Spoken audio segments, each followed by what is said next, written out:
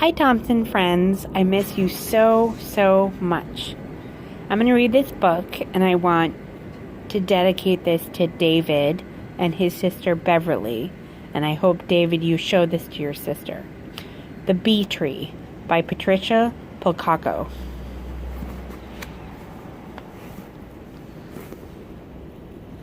I'm tired of reading, Grandpa, Mary Ellen sighed. I'd rather be outdoors and running and playing. So you don't feel like reading, eh? Feel like running, do you? Then I expect it is just the right time to find a bee tree, he said, taking down a jar and putting on his lucky hat. What's a bee tree, Grandpa? Mary Ellen asked. Well, it's where the bees make their home. It's where they keep the honey, the sweetest in the land, Grandpa chirped excitedly. But we already have honey, Grandpa, Mary Ellen said. Aye, but not honey like this, her grandpa answered with a wink. Mary Ellen and her grandpa put on their coats and went outdoors. They walked down past the hollyhocks to the garden and found bees gathering pollen from their flowers.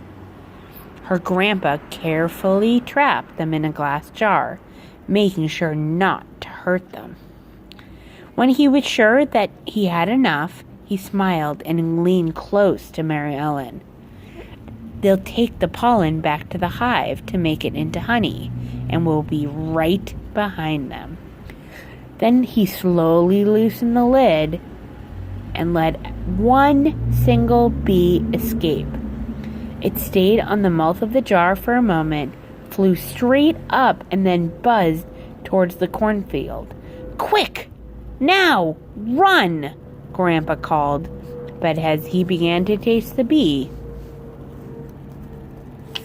I wonder where they're going to go. There's that bee.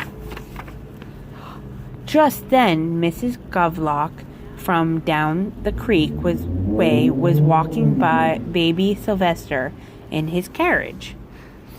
Mary Ellen and her grandpa ran by them. We're off to find a bee tree today, Grandpa called. I haven't done that since I was a girl, Mrs. Govlock said excitedly. May I come too? Grandpa motioned for her to follow, and the three of them were off and running. Baby Sylvester laughed out loud as his carriage bumped and bounced through the rows of corn. Honk went a goose as it waddled by after them. Look at what they're doing. Olive Lundhagen, while strolling on the nearby shore with the charming Herman sisters, Petra and Dorma, looked up and noticed the commotion coming toward them. Where are you all going? He called out. To a bee tree we are going, Eleanor Tunvald puffed as he pedaled by. Can we come? The two lovely ladies pleaded. Fast! You'll have to run, Eleanor said. We don't care. Let's go, the three shouted as they raced after them. Slap, bunk, honk, twiddly, twiddly, squeak, thump.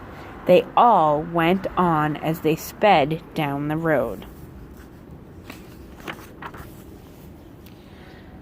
Klondike, Bertha Fitzworth, just back from an expedition in the Yukon, her car trouble next to the road, she looked up just in time to see everybody running by. You see? You say you're after a bee tree? She shrieked. Zounds! That would be easy, but Eureka, what an adventure! She sprinted along behind them. The bee dipped, soared as it made its way out of sight. There's the bee right there. And look, all of them running behind. And there's her car, needing to get a new tire.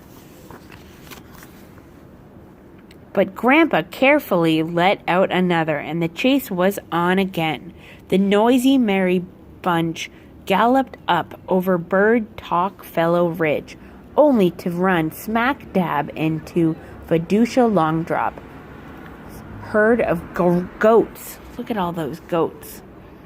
The goats bleated and bucked as the people clambered by through them. "What ho!" Fiducia called out. "You're going to scare my goats." "A bee tree," a voice called back.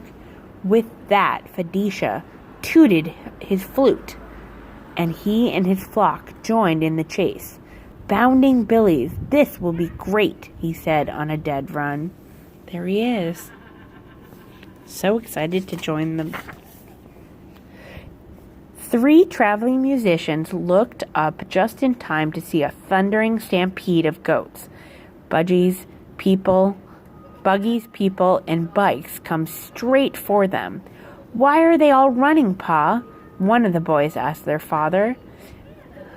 "We're after the bee," Grandpa said, pointing at the small dot in the sky. "It's leading us to a bee tree," Mary Ellen wailed as she shrieked by them. Come along, Klondike," Bertha chortled as she huffed past. They're going on an adventure. Slap, bump, bleat, honk, tweedle, tweedle, squeak, bump. They went as they ran. Hoofs clatters, rows of corns were parted. Nothing really mattered but chasing that bee. They ran through Griffin's Bluff and into Bishop's Meadow, around Dead Man's Tree, and then to Bird Talk Hollow. Wow. Look, there's the bee. As they ran down the hollow, the bee took blinding speed and disappeared from the sight. They all stopped to catch their breath just in front of Dunk's woods. Grandpa handed the jar with the last bee in it to Mary Ellen, and she let it out. Sure enough, it flew straight and low right into Dunk's wood. There it goes. The bee is heading home. There they are. "It's the bee tree," Grandpa whispered. "That's where the honey will be. But we'll need plenty of smoke." The smoke's going to get the bee out. Look at all those people looking at the bee tree. Everyone set about to build a smoke fire with twigs and damp leaves. When the smoke had quieted the bees, Grandpa balanced on Enur's bicycle and reached into the tree. As he pulled out small pieces of honeycomb, he dropped them into baby Sylvester's spare clean diapers that Klondike Bertha was holding. Mary Ellen tied them into neat little bundles, and Mr. Lundhugen put them into the baby carriage. The musicians played merrily as the Hermain sisters danced.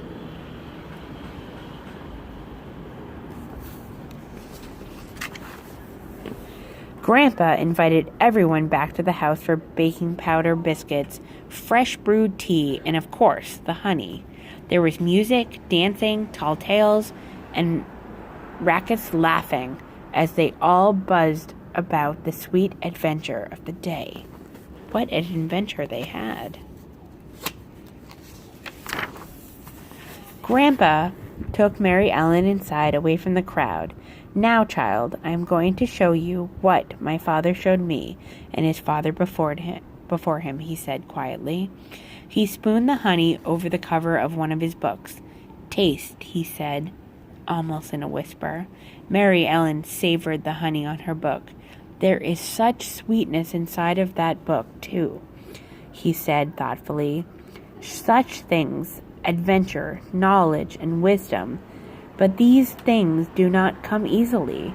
You have to pursue them, just like we ran after the bees to find their tree. So you must also chase these things through the pages of your book." Then he smiled and hugged her. From that day on, Mary Ellen never again complained about her reading. She found it to be every bit as exciting as a wild chase through the Michigan countryside, and as sweet as the honey from a bee tree. So always remember, friends, reading gives us adventure.